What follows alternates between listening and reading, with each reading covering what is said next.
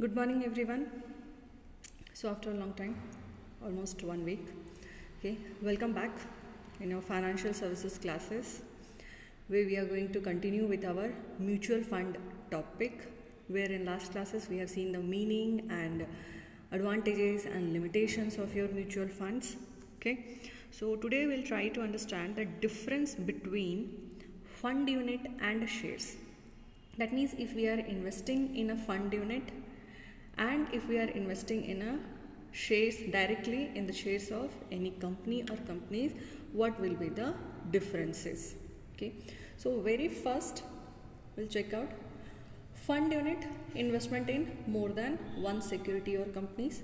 So as we know, if we are going for a mutual fund investment, they used to sell their fund units where they used to have a portfolio, where portfolio used to combination of various type of more than one type of securities from more than one type of companies or areas or the sector.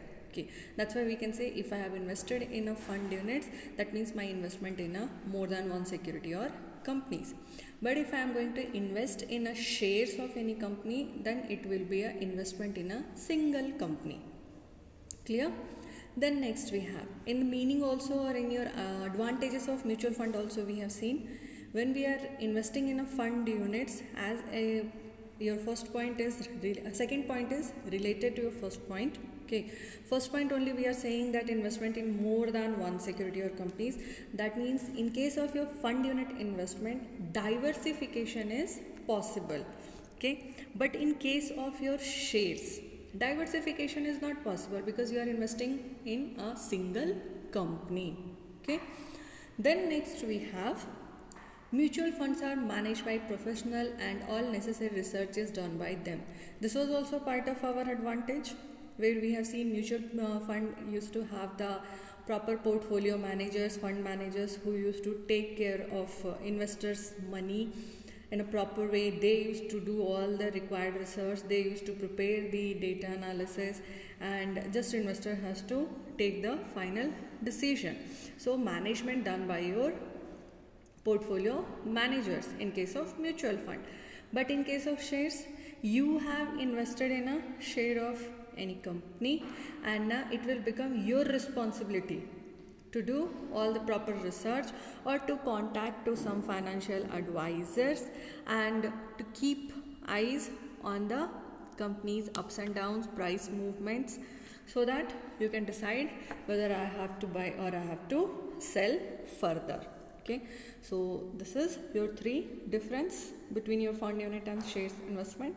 Now the further next we have, if we are investing in a fund units, okay, investors, it's not necessary, okay, it's not compulsion that investors should have the demat account. There is no requirement. Okay, but in case of shares, if you want to invest in the shares of any company, investors need to have a demat account. So in case of mutual fund, demat account is not necessary. In case of investment directly in shares of any company, demat account is necessary. Fine. Then next we have, in case of your fund units, okay, that is whenever we used to invest in the mutual funds, to get better and higher returns, we have to wait for a little bit longer period. Okay, that depend upon the type of your sectors in which you have invested, or depend upon the type of security in which you have invested. But on an average, okay, general basis, they used to say that if you want to get a better and higher return in mutual fund, you have to wait for, or you have to hold your investment for 5 to 8 years. Okay, just correct here the spelling of required. Okay, to get better and higher returns, long term periods required. Okay, so but in case of your shares, okay, investors can get better returns quickly.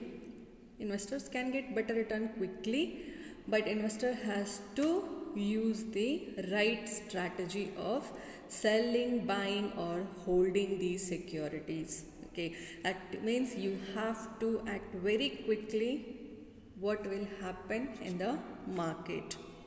Okay, you have to act, you have to ready. We used to say that mutual funds investments are for the genuine investors.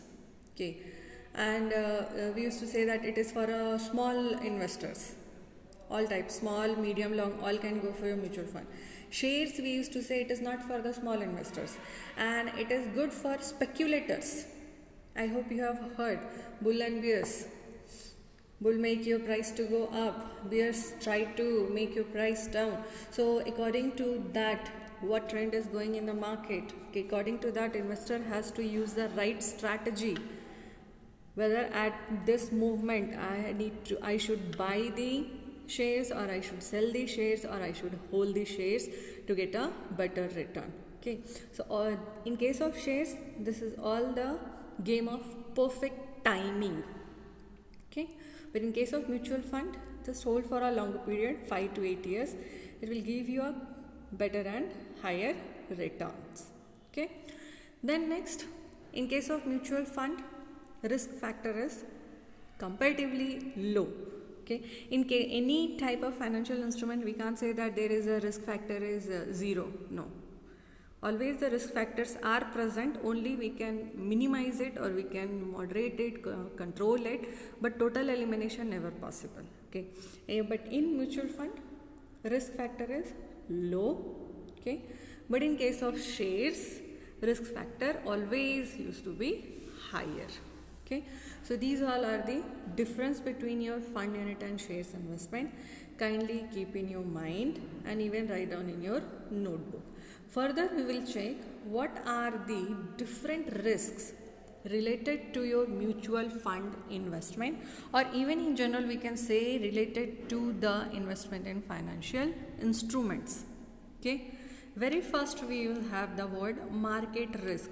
I know very well that you have seen the advertisement of mutual fund. In that also they used to give one statement: investment in mutual funds are subject to market risk. Read carefully all the documents. Market risk, that is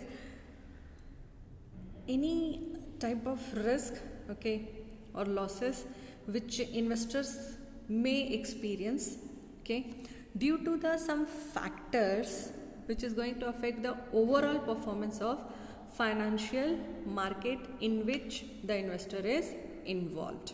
Okay, it will affect the overall market. Market risk also called as your systematic risk. Okay, and you cannot eliminate it through diversification. Keep it in your mind. Okay, you can't eliminate your market risk through diversification. And your sources of market risks are like recession, political changes, changes in interest rate, some natural disasters, terrorist attack. These all are your part or source of your market risk. Okay, and it influences the entire market at the same time, and it affects the performance of the entire market also. Okay, it involves changes in interest rate, exchange rate, geopolitical events or recession. So due to these all, risk used to arise, and it affect the returns on the investments of investors, even though it is a mutual fund. Diversification also can't eliminate this risk 100%. I hope clear. Then next we have business risk. Okay, so anything that threaten a company's ability to achieve its financial goal is considered as a business risk. So it is a kind of, you can say, the exposure of a company, okay, to the factor which used to lower its profit or lead it towards the fail. Okay, so such factors which is affecting your profit level, which is making your profit level low, okay, or leading the company towards the failure. Okay, so any type of threaten can be there. It can be your company's top leadership decision, or it can be your company's top management decisions who have created the situation where maybe business have to go for exposure with a great degree of risk. Okay, and sometimes the business risk related to your external also possible. External factors may also affect your business. Okay, and whatever are the sources of your business risk, that used to vary. Okay, from change in consumer taste and demand, okay, and even it include the overall economic condition, and even it include the government rules and regulations. Fine. So companies are actually not able to completely avoid the business risk, but they try to take the steps to mitigate its impact. Okay, try to make strategic risk plans, develop it so that they can provide better and good returns to their investors. Okay, next in this we have portfolio risk. Okay, portfolio portfolio management, mutual fund, where we used to say that mutual fund people used to invest it towards the diversified portfolio. Whatever fund they have collected from the investors, that collected fund they used to invest towards the diversified portfolio. That is your combination of assets or units, okay, within the investment which you are holding, and maybe it is going to fail to meet your financial objectives. Okay, because each investment within the portfolio carries its own risk. Okay, risk factor always there. Okay, you can eliminate it by successful diversification or holding the combinations of investments that do not depend on the same circumstances to return a profit. Okay, but again the same thing, risk will be minimized and not eliminated entirely. Okay, so that is your portfolio risk. Next we have economic risk. Okay, that can be your macroeconomic condition, because macroeconomic conditions used to consider as a condition of the whole economy, and it definitely affect the investments or the company's prospects, companies what want to perform. And such type of risks include your introduction of some economic sanctions, okay, or maybe some like you can say that money always comes with the element of risk.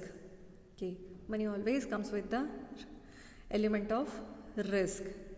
And even the economic risk, we used to say it is the most difficult to foresee. It's one of the most difficult risks which we are able to forecast. Okay, because nothing is fixed, anything can happen anytime. Maybe the sales value will go ups and downs, or maybe your sales value will go down and you are not able to cover up your operating and maintenance cost or your debt services. That will definitely affect the returns to your investors. Okay, and company may have the disadvantages by exchange rate movements or some regulatory change in the country in which it is operating. So in which area or which sector you are operating, you had the different types of regulatory, and suddenly it got changed by the government in that particular country.